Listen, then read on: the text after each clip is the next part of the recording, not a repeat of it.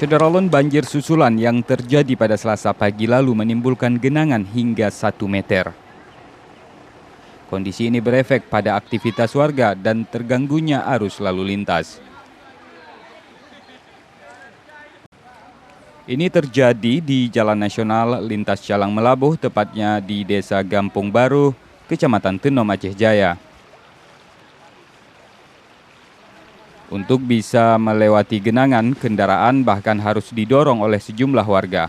Untuk jasa ini, warga memasang tarif Rp10.000 untuk setiap kendaraan roda 2 dan Rp50.000 untuk roda 4.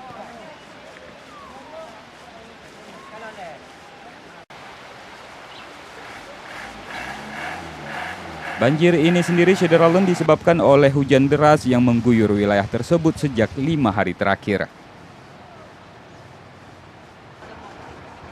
Kondisi tersebut diperparah dengan luapan Krung Tenom sehingga puluhan desa ikut terendam banjir.